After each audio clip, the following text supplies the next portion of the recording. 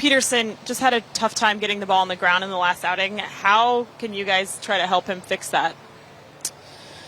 Yeah, I mean, I think, that's part of the work that you do between starts for sure, and it's just some delivery work and trying to be more consistent with some things. But it's an important part of like who he is when he's at his best.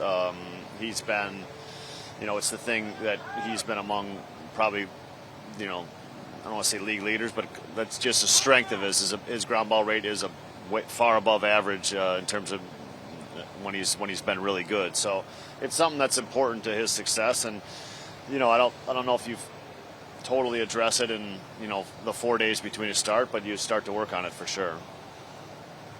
He's a guy who's kind of visibly studying in the clubhouse before starts. What can you say about how he prepares? Well, that's everybody. Yeah. They just do it in different places. But I think every starter has their own, checkpoints in preparation that they go through and to prepare for the other team's hitters.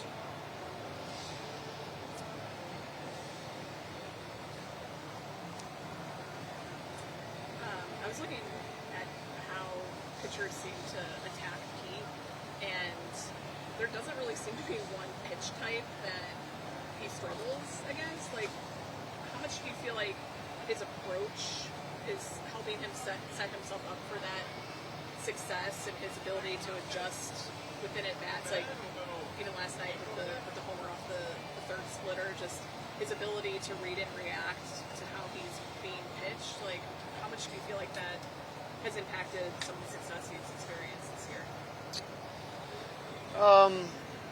Yeah, I mean, I think, look, some of this is like Pete's, the discipline in the strike zone has just changed so quickly that it's tough for the league to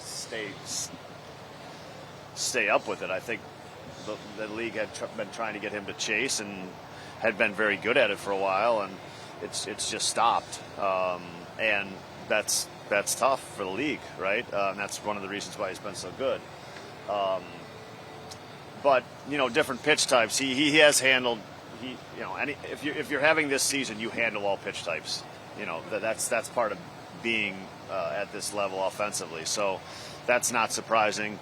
But it's really just he's been able to keep himself in at bats. He's been able to get down in counts, and we saw even draw walks. He went at least 2 at bats. He was 0-2 last night and got on base. Like, that's hard to do. Like, that just doesn't happen in the league that much. One was a walk, one was a homer. It's hard to do.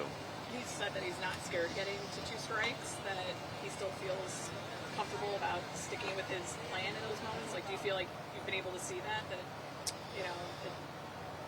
even if it hasn't been a strikeout? No, I think he's conducted good at bats after 2 strikes for sure. And in general, it's harder. It's harder hitting with 2 strikes. The numbers tell you that, but he's done a really good job of keeping himself in at bats and giving himself a chance.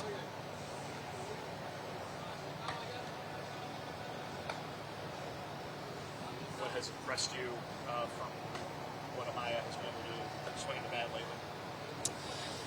Well, I just think our catchers in general have quietly, again, provided really good production. Last year it was a bunch of home runs. This year I think it's been on. The best part has been their on base. They've just done a great job of getting on base.